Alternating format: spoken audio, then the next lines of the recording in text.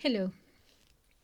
I haven't been with you for 3 or 4 days. I have been learning a lot and reading a lot. And I'm going to share with you something that actually troubles me quite a bit.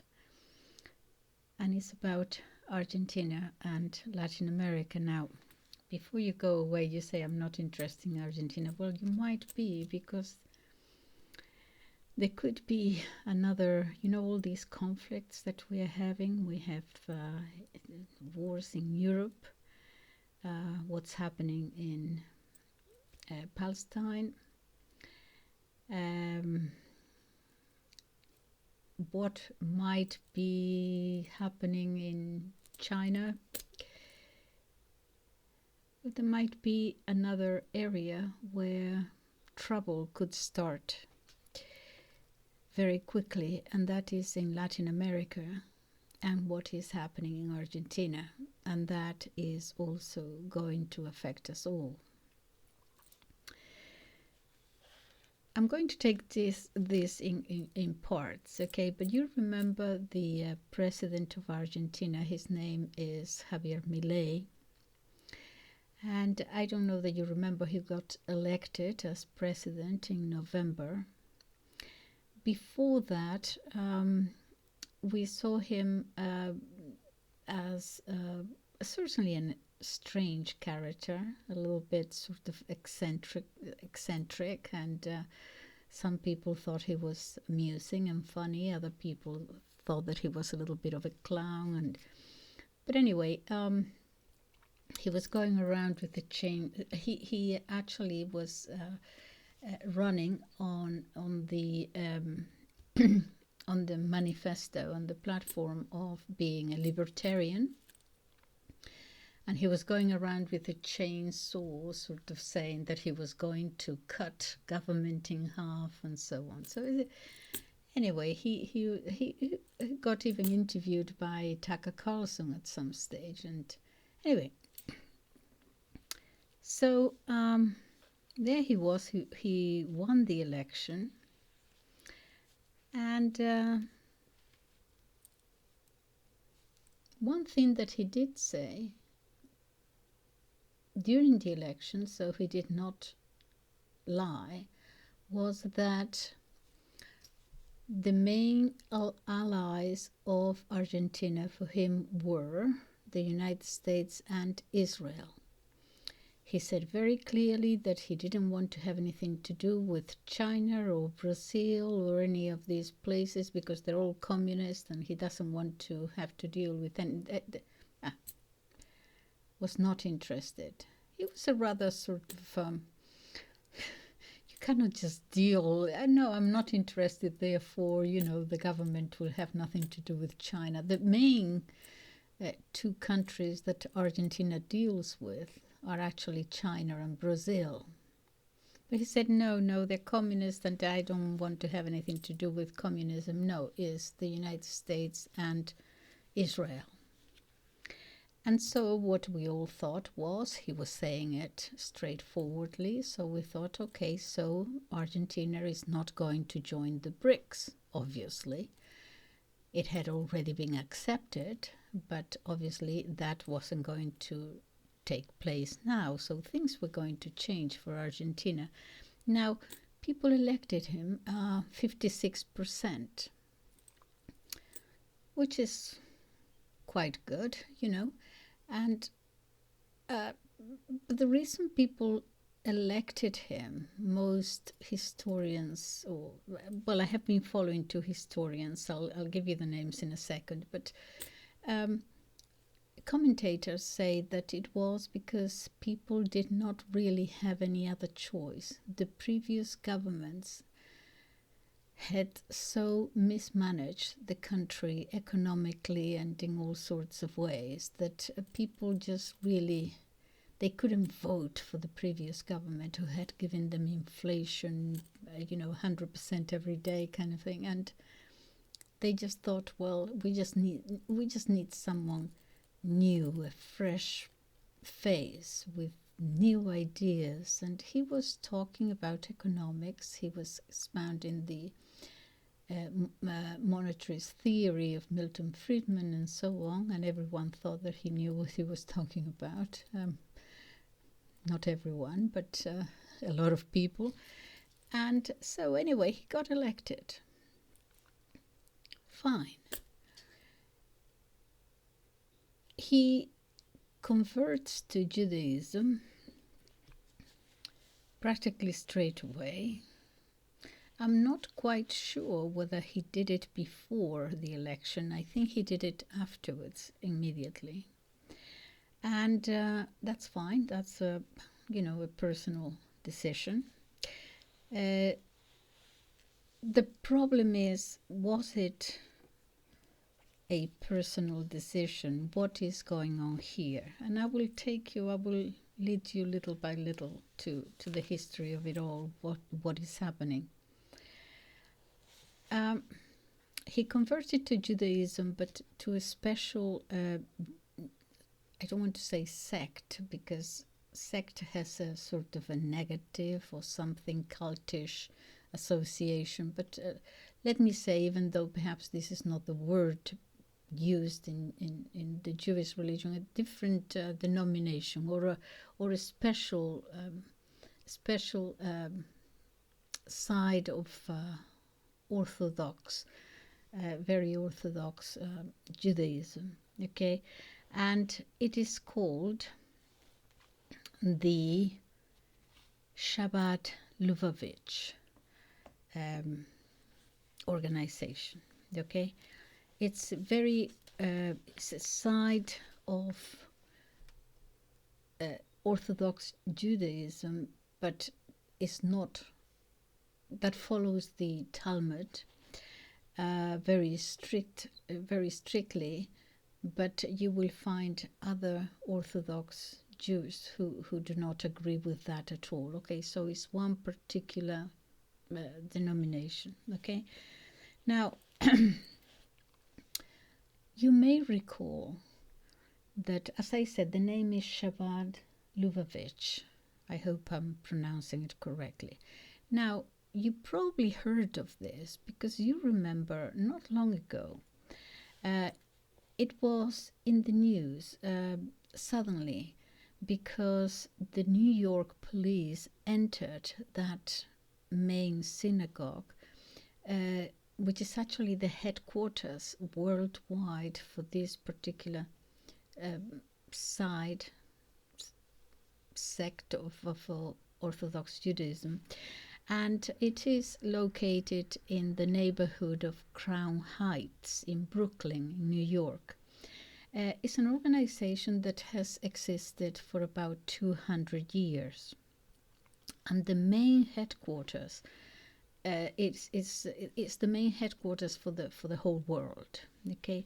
Now the New York police entered the synagogue, went down to the basement, and they found secret channels, tunnels, and it was all a little bit strange, and mattresses with lots of blood in it, and covered in blood, and it was all kind of a little bit strange.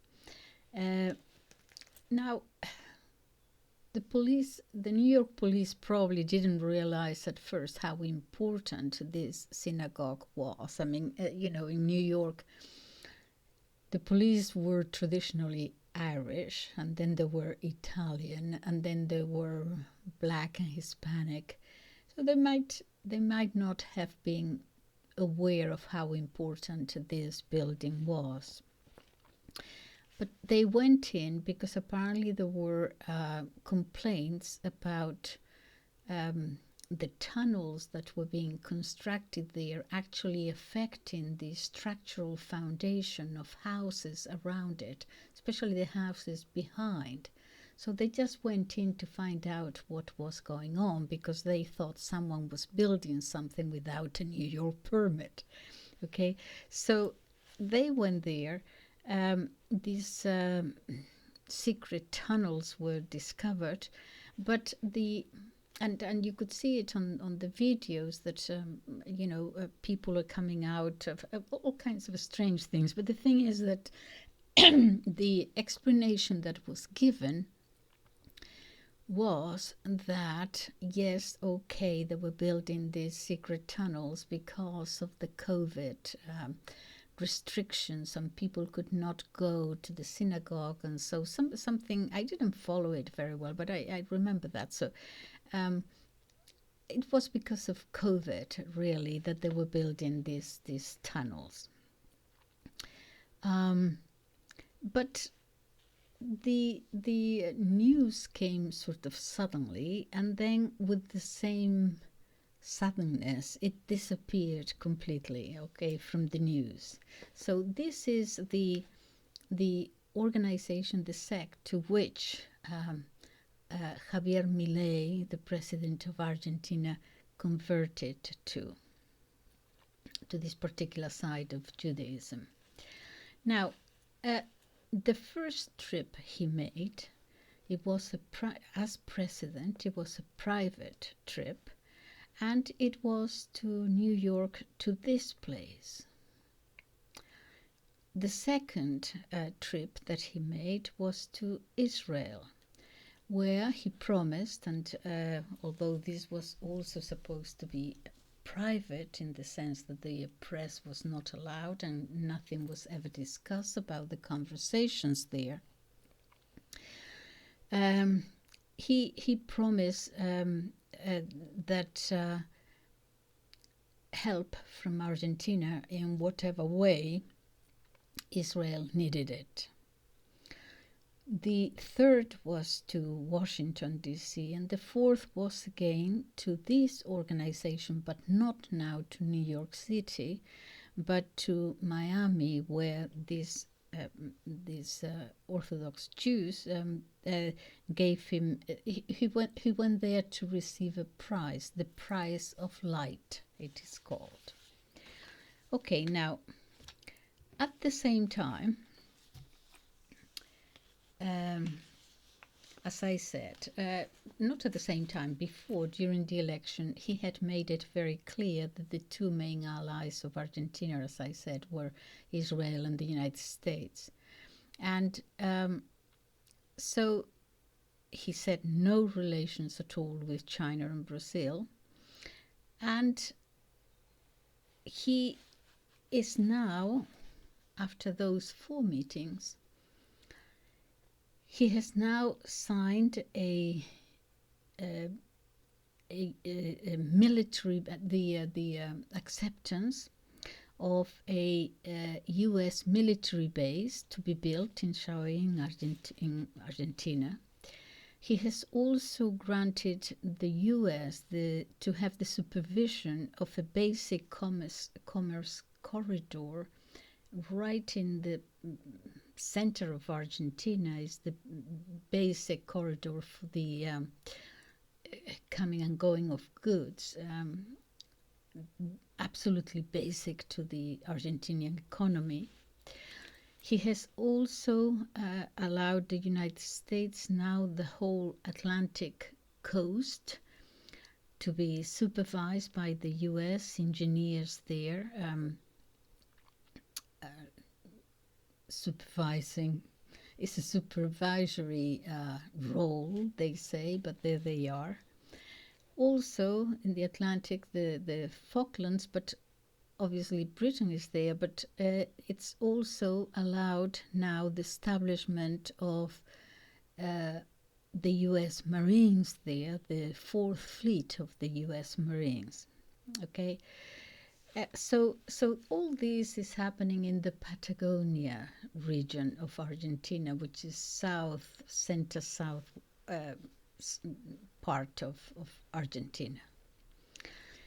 Now, very quickly, Argentina is a federal state, okay, so it's divided into regions or provinces, okay, each one of them with its own government, as it were, similar to the United States kind of thing, okay, so they have a certain degree of local management and local government. Now, we go back to this same Patagonia region, and three of the would-be governors of the three areas in this region have been invited to go to Israel, and they went, and there are the photos there. And when they came back, you know what happens? A lot of politicians are invited to go to Israel. I suppose they have their... They were still running for office, so I suppose that their expenses were paid, I assume. I don't know. But anyway, this was also private, okay? No press, no nothing, no reports, nothing. But when they came back, these three governors decided to form in their own governorships, as it were, to come together and form a region which is not to be independent, not even to be autonomous, but kind of semi-autonomous, in the sense that they say is constitutional, that they will take upon themselves to decide certain questions, for example, civil matters, immigration, all kinds of things. In other words, a certain more of an autonomy from the federal government than other federal states, other regions have. And they, the logo for the Patagonia official logo is the same of the something called the DAIA, which is a Jewish organization, Argentinian and Israeli Jewish Cooperation Society. Okay, and now that is what the logo in their official papers. Now, all these are happening very, very quickly, and people are getting worried. And what I've been doing in the last 4 days is to actually listen to historians and you know, commentators. Two of the main historians I just want to give you, for example, one historian is Adrian Salvucci. There is another commentator with, you know, international relations. He studied very experienced gentleman. He's been everywhere in Africa, in everywhere. And he, anyway, with he studied at the Sorbonne. And well, anyway, serious people, okay, who are commenting on these very sudden and very quick changes, and they're getting worried. And I'll tell you why, because of the importance of the Patagonia region. Okay, so so now these three governors who got elected have decided that they will form a union, and it's going towards, you know, a sort of an autonomy. All right.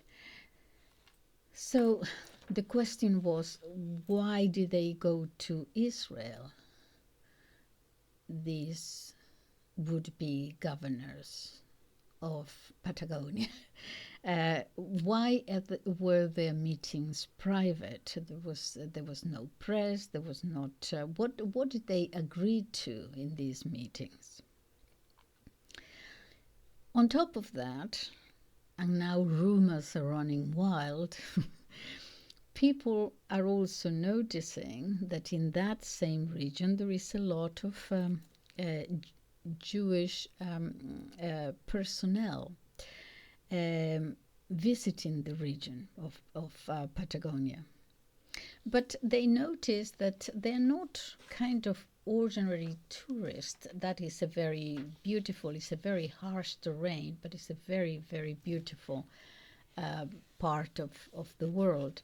And they notice, and there are tourists and so on, and you know the tourists, you know, the Japanese and their cameras, and you can spot a tourist. No, these people are talking. They don't look like ordinary tourists. They stay on, they seem to be researchers, they ask questions, they take notes, and so on. So people have started, and they are from Israel, and the people are saying now that perhaps they are part of the military, working on typography issues and so on. So there are people are beginning to get nervous about all these happenings because they're happening so quickly, and no one is really from the government talking openly about these things. Some people are saying, well, perhaps the change is real, but instead of cutting the government down, he's going to cut, or he's going to split Argentina in two. And that's the worry. That is the rumor. But that is the worry that people are beginning to have. Is Argentina going to be divided? Let me move on. Because obviously that would be something tremendous for a president or anybody to do. So before you think this is all a conspiracy theory, well, I would say it's a hypothesis rather than a conspiracy theory. We have to talk about Patagonia, because Patagonia, that region of Argentina, is extremely important. And go back to history a little. And I have talked about this before in one of the videos months ago, when I was talking about, never mind what I was talking about, I don't even remember. But Patagonia was something of particular importance to Israel, and also of relevance to the U.S. As we see, the U.S. is moving in much more, with an actual presence there at the moment. Okay, so first of all, Israel and the Patagonia. It was one of the first choices of the founder of Zionism, Theodor Herzl. Okay, you remember when he was in the late 19th century, he was discussing the creation of a Jewish state. Other choices were Uganda and Palestine. They opted for Palestine. But let's go back, because he said that specifically about Patagonia 130 years ago. Theodor Herzl was himself secular. Actually, he described himself as an atheist, did not believe in God. Okay, fine. So this was one aspect of Zionism. In other words, it was going to be nothing to do necessarily with religion as such, but a home for the Jewish people. You could be secular, whatever. Okay. So, but there is another aspect to Zionism that actually gained ground after World War II onwards. And this is not to do with the Jews, but it is to do with Protestant Zionism. People normally say Christian Zionism, but I have a problem with the Protestant, American Protestantism, which is mainly from Calvinist and Puritan roots, okay, to appropriate the word Christian. You know that I do, because Calvinism in the original church, that is the Catholic and Orthodox Church, is considered a heresy. And to just say Christian, whatever, when you mean is Protestant, it's an appropriation of the word. Now, this is not, of course, the first time that Americans appropriate a word. They appropriated the word American. Let me tell you something funny. In Spanish, we don't use the word American to refer to the people from the United States. We have a word which is estadounidense, that is United Station. That is not meant to be funny or derogatory or anything. That goes back to the very, very beginning, before the American Civil War and everything, because what is now called Latin America was considered, America was a continent. So if you were American, you could be from Argentina or Cuba or whatever else. And so the United States, we have always said United Station. Now lately, oh, excuse me. Let me just drink here a little coffee. Now, because English being such an international language and Americans being called Americans, some people have opted for North Americans. Spanish-speaking people are very uncomfortable with saying American and referring to the people of the United States. It just doesn't sound right. So, because America is associated with America, the New World, you know. So when you say America, you say where exactly in America, you know. So there is a difficulty there, but some people have started saying North Americans. The North Americans, they will say. Of course, that creates another problem because Canada is also North America, but, well, Canada and the United States, I mean, that's like, I don't know, Russia and Belarus, I suppose. Anyway, whatever. So where was I? Okay, so let me see. Hold on, because I left. Yes, so I was saying about the Protestant Zionism, which has immense economic power and so on. And this, I don't want to misinterpret it, but what I hear is that they believe that with the Jews having their own state, something like that, something to do with the second coming of Christ, of the Messiah, and so on. Now, this is difficult for me to understand. I'm a Catholic and a traditional Catholic. Now, let me explain that this might be a misinterpretation, because in the Catholic Church, yes, we used to pray for the Jews coming to accept the Messiah, the Christ. It was part actually of the Mass before they changed it, the people who changed it. But the missal would be on the right-hand side of the altar, where the priest would read from the Old Testament and the epistles and so on.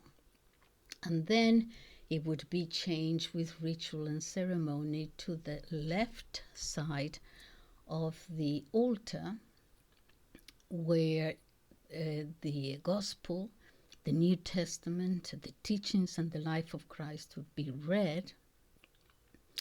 And it would remain there until almost the end of the Mass, when, with all ritual and ceremony and genuflections and whatnot, the missal would be changed again to the right-hand side, signifying that Jesus came, okay, the Jewish people. Then his doctrine was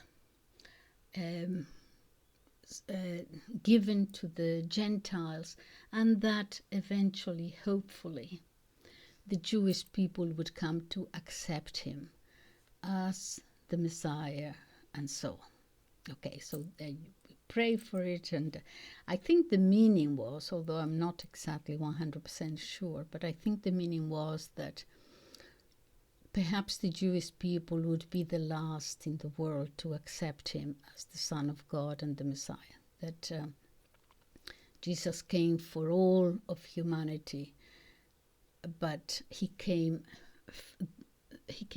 first for them. They were the first, and perhaps that meant that they would be the last to accept him. So, long story short, we had to pray for that the Jewish people would come to accept him as the Messiah. But that is a very different thing from thinking that they have to have their own state and their own country. It had nothing to do with country. It had to be with them voluntarily accepting Jesus Christ as the Messiah. It's a totally different thing.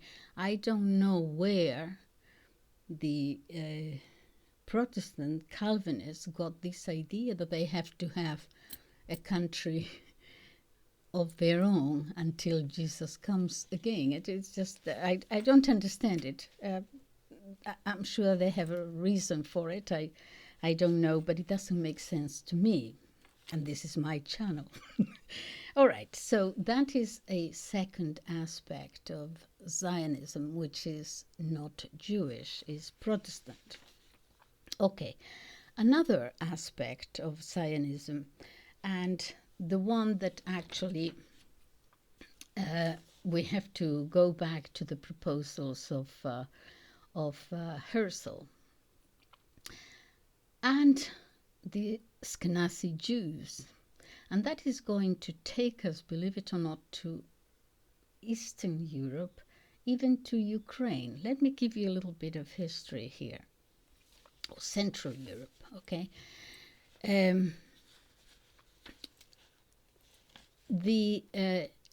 What we now call Ukraine, okay? I'm going to take you back and do a putting here and go back to the 6th century, but very quickly so that you know the difference between the Ashkenazis and the Sephardic Jews, for example. Okay, because I always thought myself, how come that the Jewish people from the Bible, the original Jews, were obviously from the Near East. We know that there were initially nomadic peoples who eventually came up to Judea and Samaria. There were already people there, of course the Canaanites and so on, but there were people from the Near East or the Middle East, whatever you want to call it, okay? But how did they get to the Ashkenazi Jews from Eastern Europe? That had to involved perhaps propagating their religion and getting converts and so on. And I thought, well, that's strange, because the Jewish people don't go about trying to convert you to Judaism. No one calls on your door on a Sunday trying to convert you to, so. But then I thought, well, perhaps in the past they did, and they did indeed in the past, but many, many centuries ago. So let me tell you what happened here. Okay, what we now call Ukraine actually was the historical seat of the Ashkenazi Jews. It was the Khazars, okay? Originally, it was the Khazar people was a confederation of Turkish-speaking tribes that established a commercial empire in European Russia in the late 6th century. A people of the Northern Caucasus, I'm actually reading this from Encyclopedia Britannica now. Just a very, very short paragraph. A people of the northern Caucasus region, the Khazars allied with the Byzantines against the Persians in the 7th century and warred with the Arabs until the mid-8th century. Their empire extended westward afterwards along the Black Sea, and they controlled trade routes and exacted tribute from their neighbors. The ruling class adopted Judaism and maintained close relations with the Byzantine emperors. The Khazar Empire began to decline in the 10th century and was finally crushed by Kiev, that's Russia, in 965. Now, what happened here? Well, historians tell, perhaps it's a mythical legend or something like that, but what we know is that these people, the Khazars, had no religion to begin with, and in the 9th century, they were forced by the Russians to adopt a religion. They were they are described as a rather bloodthirsty tribe, committing all kinds of barbarous acts on the population. They were forced to adopt a religion, and they were given the choice, either Christianity or Islam, because they had no religion of their own, and religion was important in those days. So they were told by Kiev, either Christian or Muslim, and they accepted neither. Why not? Because if they became Christians, they would be subjects of Constantinople. And if they became Muslims, they would be subject to the Caliphate of Baghdad.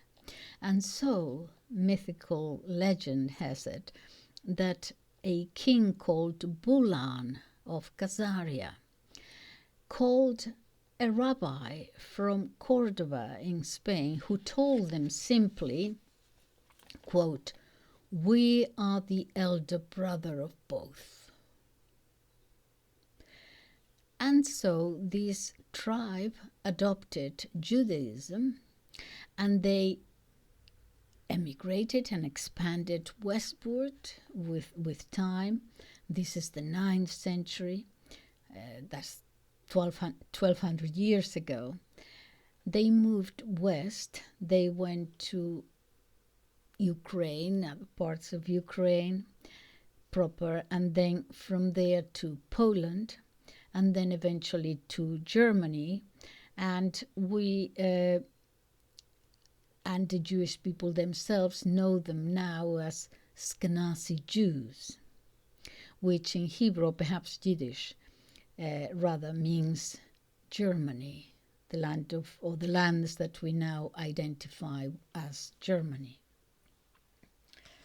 Okay, so the Ashkenazi Jews, therefore, are not the original Jews of the Bible. All right, so they were very successful because they would eventually consolidate their power in the specific field of finance in time. And so all the way up to now, we have the most notorious names in, for example, the Rothschild family, but also the Warburgs and the Schiffs and the Goldmans and the Sachs. Different banking families, but with enormous power.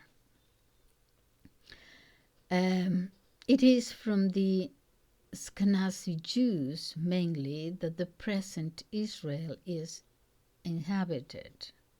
Okay, so most of the people there are Ashkenazi Jews.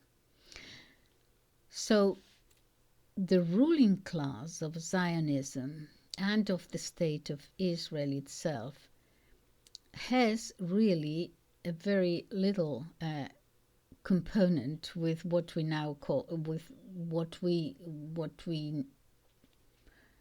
call the original, the Semite Jews, okay, who are the Mizrahi Jews, Mizrahi meaning Eastern or Oriental, mainly in Africa and North Africa, and the Sephardi Jews, which were the ones in Spain and Portugal and the Iberia Peninsula.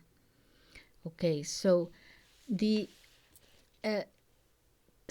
and those were the ones from the Bible. So the Ashkenazi were the descendants, or are the descendants of the Khazars, who really had nothing in common with the original Jews, the Jews of the Bible.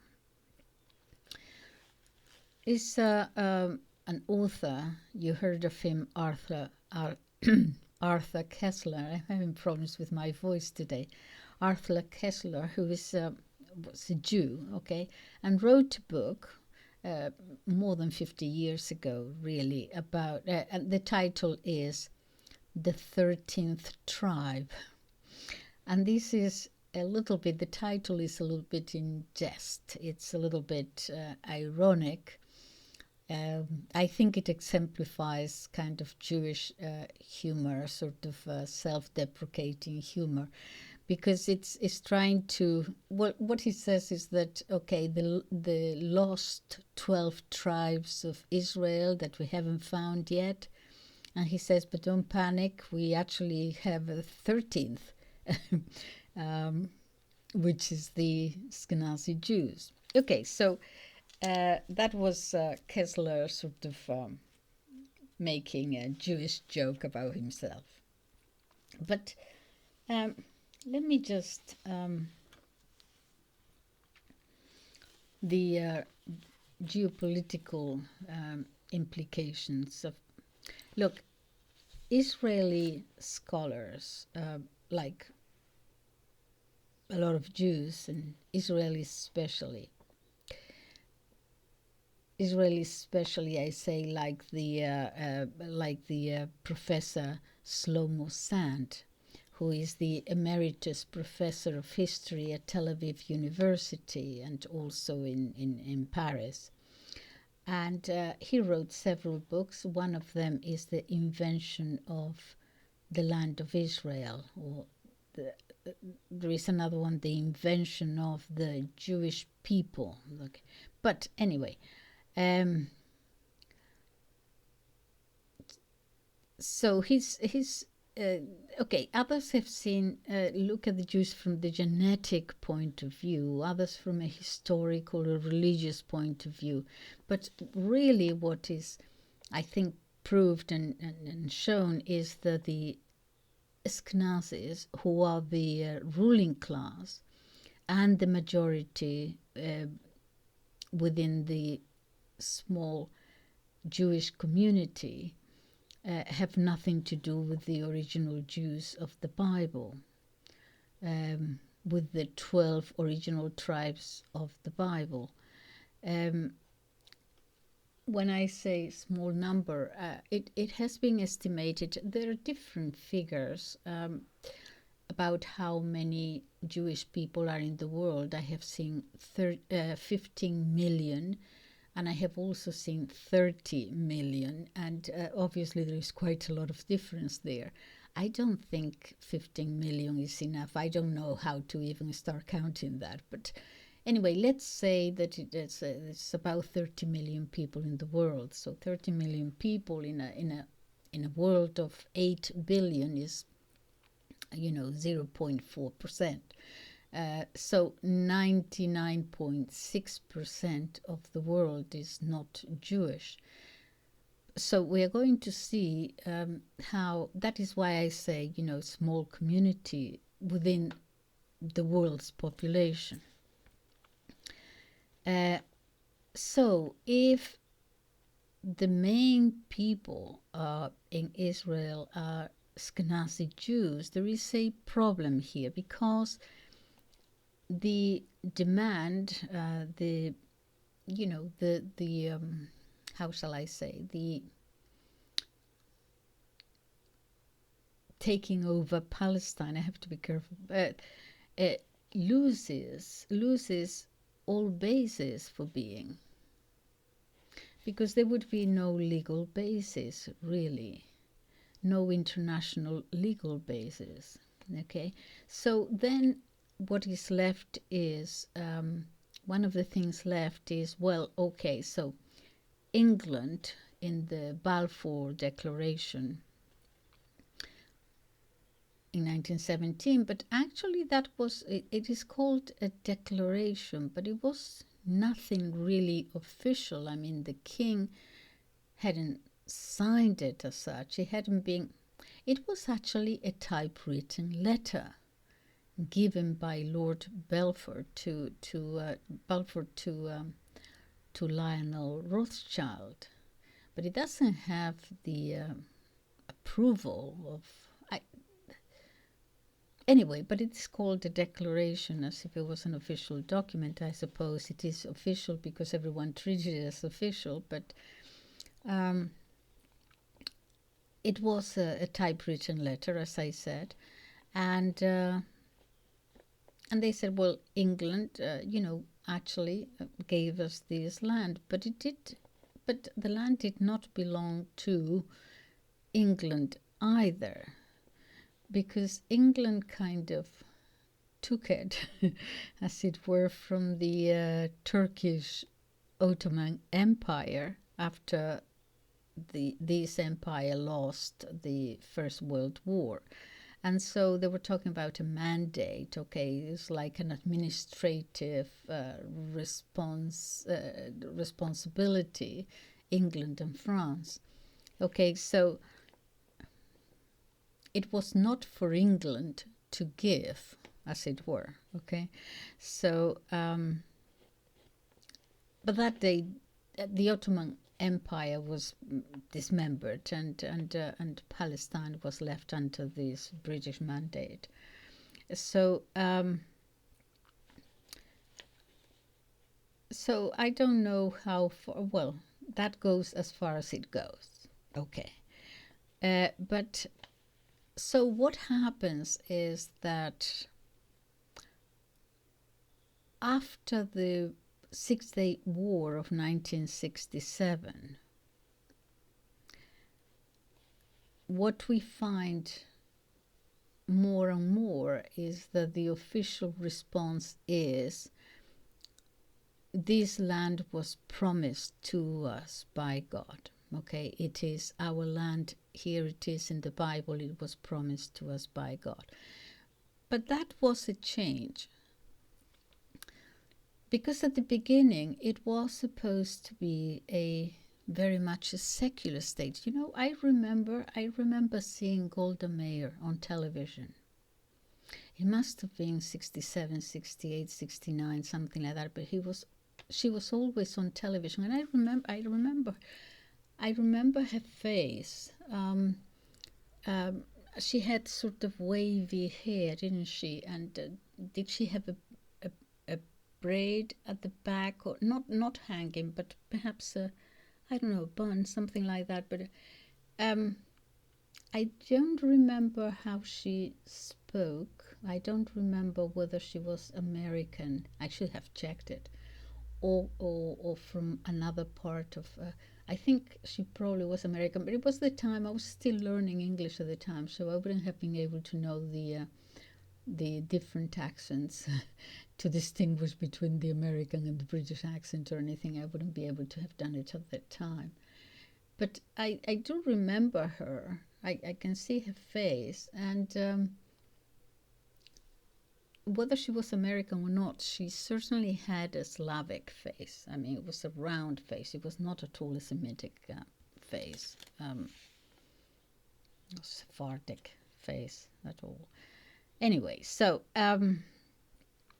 so now after the 1967 war, what we find, and also I remember that it was it was not only secular, but it was, as I remember it, when they were talking about the kibbutz and everything, it was almost like a socialist country or almost a communist country where everything was in common and so on. Very, very, I was going to say very little to do with religion, but of course I wouldn't have known. But it was supposed to be a socialist state at the time, in the 60s, up until the 60s at any rate. But then it changed, and then it was this we are here because this land is ours because it was promised to us by God. Okay, so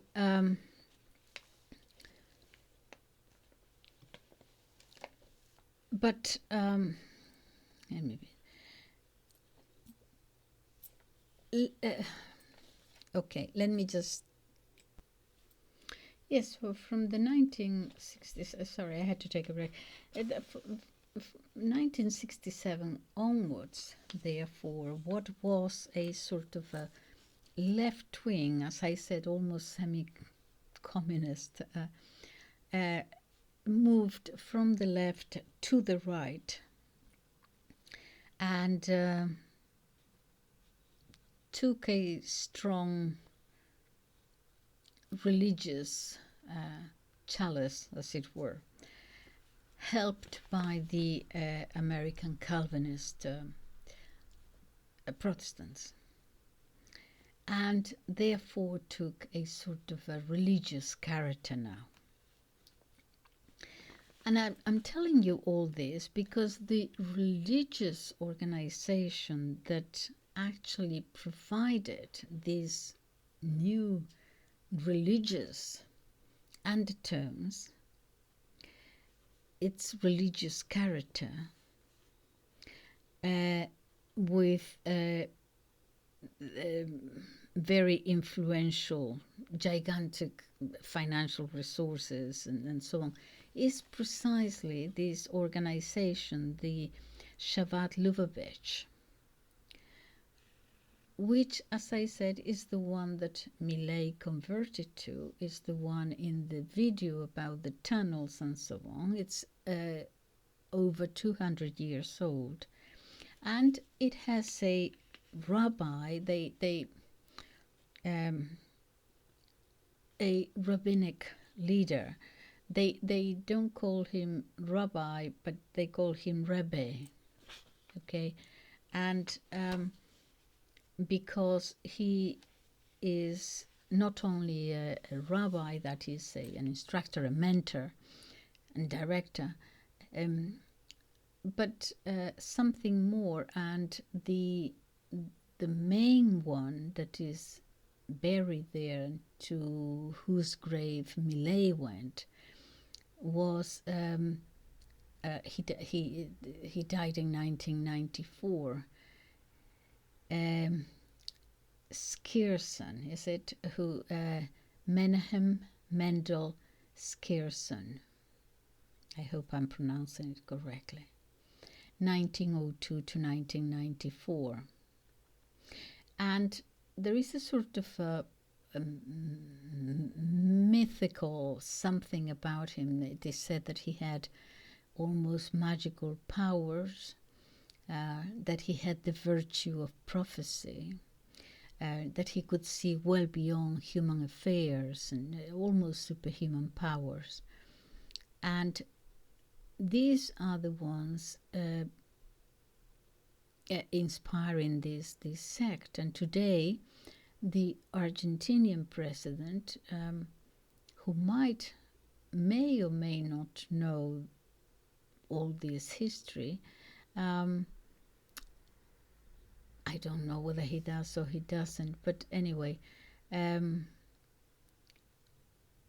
there he is attending his grave and leaving notes there. Anyway,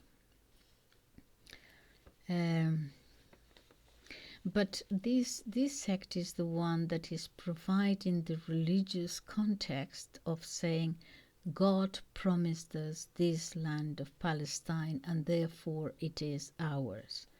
And we can throw out anyone who is there as we did in 1948, for example, in the town of They Are Just Seeing.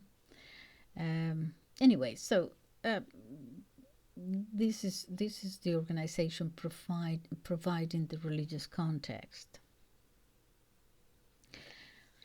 Okay, so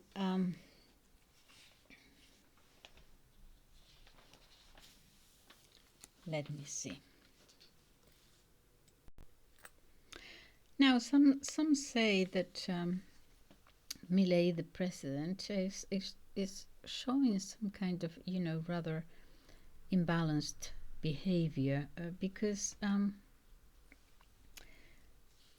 it's not only his behavior, it's his exaggerated reaction. This goes not to his choices of his religion, but his demeanor and his personal options, not taking Argentina as a nation into account. He has these very exaggerated emotional reactions. These reactions do not show a minimum amount of wisdom or of calm or of looking at things with a certain equanimity, an equanimity that they require, they deserve. His personal lifestyle, he's 53 years old, he is unmarried, he has no children. In fact, he has very little emotional support. He has his dogs, and that is his whole life. The 4 dogs that he has, when he carries the emblem of the dogs everywhere and so on, and also the person who gives him now perhaps more emotional support is his rabbi who's helping him. He has just named him ambassador to Israel, I believe. But the thing that, what is serious about it, okay, so he could be a little bit eccentric, whatever, okay, but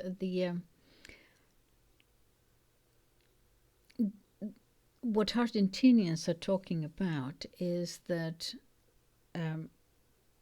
Argentinians do not reject him, or they did not reject him. They did not reject him. They actually voted for him. But the talk now is that he is rejecting Argentina and the Argentinian peoples. He is on a road that many Argentinians feel that he has nothing to do with Argentina. Surely you're there to represent the country, not just your own views. Okay, so it's where Argentina is or is going to be put in internationally in geopolitics, how the whole thing is going to end here. Okay, so in other words, is this very tight proximity to the Chabad Lubavitch organization going to affect Argentinian foreign policy? It seems that it is important for the Argentinians to debate this, okay? Is with what is happening, all these issues about the Patagonia region, is half of Argentina being sold or given or granted to Israel or to the US? Now, this is obviously, even if this is an exaggeration, the fact that people are worried about it might have repercussions. I said about, okay, Israel, but look at the US, okay, all the things that it has granted them already, but where do I have? I'm going to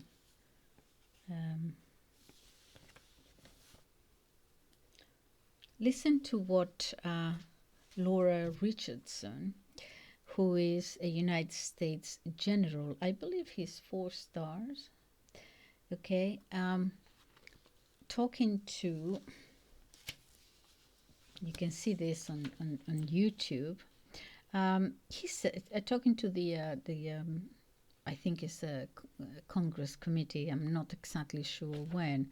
I just copied down what he said. She said she's talking about the risk of Russia in Latin America. And she's referring to the countries of Cuba, Venezuela, and Nicaragua, which have these special relationships, she says. But why, she asked rhetorically, but why do this region, in other words, the whole of Latin America, why does this region matter to us? And she gives the answer, well, because of its rich resources, rare earth elements. She mentions lithium. 60% of the world lithium is in the lithium triangle, that is Argentina, Bolivia, and Chile.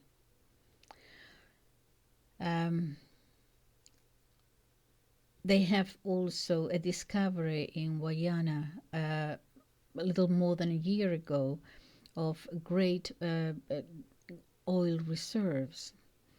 And what a coincidence, now Guyana and Venezuela are starting to having rows and fights and things. Venezuela is not only rich in petroleum, but also copper and gold. All this, she says, copper and gold. And then she says, we also have the Amazon, the lungs of the world, where we have 31% of potable or sweet water in this region too. The whole thing, and she said, is just off the charts. So we have a lot to do, she says. We have a lot to do. This is the United States General. We have a lot to do. This region matters, and it has to do with our national security and, quote, well, I'm quoting anyway, we need to step up our game. We need to step up our game. So it is a strategic zone, and it has military implications. And, you know, it's important because it's freedom and democracy and what is it? Safe and effective. Yeah. Okay. So let me go back here. So that is not going to say anything more about the U.S. I mean, you can kind of see where this is going. But concerning the president, Milei, and he's showing in a very simplistic form, I would say, a very emotional form. Oh, he went to Israel and went to the Wailing Wall and started crying his eyes out there, which is okay. I don't know to what extent it is an act. I think he's being sincere, but that's just as bad. But anyway, but what has the Wailing Wall got to do with Chabad Lubavitch in New York?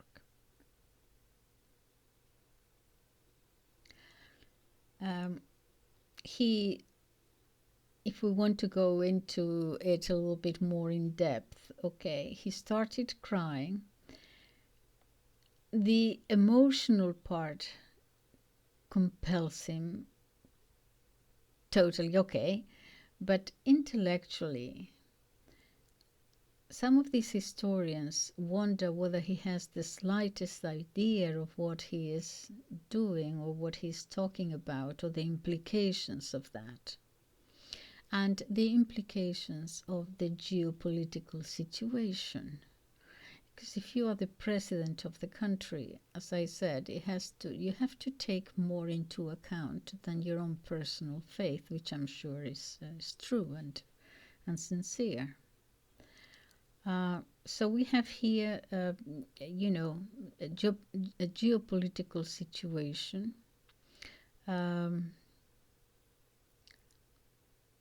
He also promised Zelensky whatever he needs, whatever he can provide. So we have this Israel, Palestine, Ukraine, and Israel, Palestine, Argentina, a triangle that could be actually rather dangerous for Argentina. So he should have at least a minimum knowledge about not to compromise Argentina.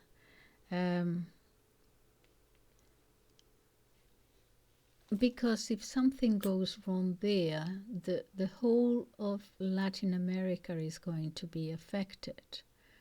And I am just wondering where, we're looking at, if this has to be in some way controlled, because I fear that we might heading not tomorrow or next month, but in the long term, in geopolitics is politics in the long term, that this might not degenerate into a civil war. And that will have implications for the rest of the continent. And we are having enough wars. I think that the reason why I'm saying all this to you is that it's worrying me that this is leading, because of someone's irresponsibility, however sincere his religion might be, but you have to take into account your country, and your faith is your faith, but what do you have to do for your country?